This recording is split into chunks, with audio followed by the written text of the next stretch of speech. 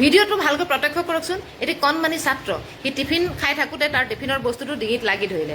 এনেকুৱা ধৰণে লাগি ধৰিলে সি চটফটাই ফুৰিছে, কক বকাই ফুৰিছে, মুখেৰেদি হাত ভৰাই দিছে, তথাপিতো সি সেই বস্তুটো উলিয়াব পৰা নাই, এৰুৱাব পৰা নাই। ছাইডত থকা ছাত্ৰ ছাত্ৰীসকলো তেনেই কণমানি, হয়তো সিহঁত নাৰ্চাৰী কেজি মানৰ হ'ব, সিহঁতিও বুজা নাই যে তাৰ লগৰজনৰ এনেকুৱা এটা অৱস্থা হৈ আছে। কিন্তু এই যে ছাইডতে বয়সস্থ শিক্ষয়িত্ৰীসকলে কথাৰ লেকচাৰ মাৰি আছিলে, কথাৰ মহলা মাৰি আছিলে, আপোনালোকে যদি উপযুক্ত সময়ত সেই ছাত্ৰজনক মন কৰিলেহেঁতেন, তেতিয়াহ'লে হয়তো সেই ছাত্ৰজন মৃত্যুমুখত নপৰিলেহেঁতেন। দেখি সহ্য কৰিবলৈ টান লাগি গৈছে সঁচাকৈ। ইমান অসহ্যকৰ এটা দৃশ্য আপোনালোকে মন কৰক। অভিভাৱকসকলে ছাত্ৰ ছাত্ৰীসকলক কাৰ ভৰসাত স্কুলত থৈ আহে? শিক্ষকৰ ভৰসাত। আৰু শিক্ষকে যদি ছাত্ৰ ছাত্ৰীক গুৰুত্ব নিদিয়ে, তেতিয়াহ'লে কেনেকৈ হ'ব?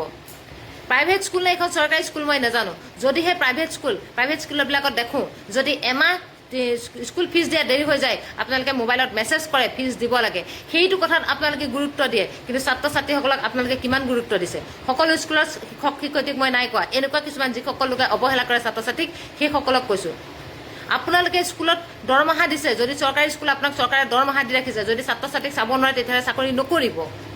আৰু যদিহে প্ৰাইভেট স্কুল আপোনালোকৰ গাৰ্জেনে মাহে মাহে পইচা দি আপোনালোকক স্কুলত ল'ৰা ছোৱালী পঢ়িবলৈ দিছে, পঢ়ুৱাবলৈ, আৰু আপোনালোকে কিয় এনেকুৱা কাম কৰে?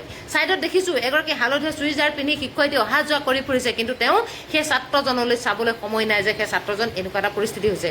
এজন ছাত্ৰ গৈ পেলাই উঠি গৈ বাৰে বাৰে শিক্ষয়িত্ৰীগৰাকীক কৈছেগৈও তাৰ লগৰজনৰ তেনেকুৱা হৈছে বুলি, কিন্তু তেওঁলোকে সময়মতে আহি যদি সেই ল'ৰাটোক গুৰুত্ব দিলেহেঁতেন, সেই ল'ৰাটো মৃত্যুমুখত নপৰিলেহেঁতেন। শিক্ষক কৰি পেলাই শিক্ষকৰ নামটো ল'লেই নহ'ব, ছাত্ৰ ছাত্ৰীক গুৰুত্ব দিব লাগিব। ইমান কথাৰ মহলাত আপোনালোক যেতিয়া ব্যস্ত, তেতিয়াহ'লে সেই ল'ৰাটো মৃত্যুমুখত পৰ্যন্ত পৰি গ'ল, তেতিয়াহ'লে আপোনালোকে শিক্ষক শিক্ষয়িত্ৰী হৈ পেলাই সেইখন স্কুলৰ ছাত্ৰ ছাত্ৰীক কি জ্ঞান দিছে, কি শিক্ষা দিছে নে নাই, কথাত আপোনালোকে গুৰুত্ব দিয়ে।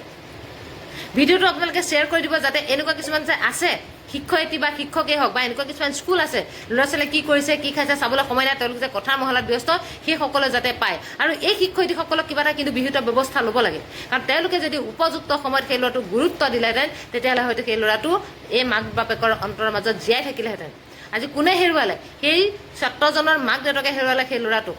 শিক্ষক শিক্ষয়িত্ৰীয়ে নাই হেৰুৱা, তেওঁলোকৰ গাত হয়তো নেলাগে, কিন্তু আজি সেই মাক বাপেকহালে সেই ল'ৰাটোক হেৰুৱালে শিক্ষয়িত্ৰীসকলৰ অৱহেলাৰ কাৰণে। যদি সেইখিনিত কথা পাতি নাথাকি, কথাৰ মহলা মাৰি নাথাকি সেই ল'ৰাটোৰ অৱস্থাটো মন কৰিলেহেঁতেন সময়ত, তেতিয়াহ'লে সেই ল'ৰাটো মৃত্যুমুখত নপৰিলেহেঁতেন। পইচাকেইটা আপোনালোকে ভাল চিনি পায়, মাহেকৰ মূৰত পইচা ল'ব লাগে বুলি জানে যেতিয়া, এই যে ছাত্ৰ ছাত্ৰীসকলক অভিভাৱকে আপোনালোকৰ ভৰসাত থৈ আহে স্কুলত, সেই ছাত্ৰ ছাত্ৰীসকলে কি কৰিছে কি খাইছে আপোনালোকে গুৰুত্ব কিয় নিদিয়ে?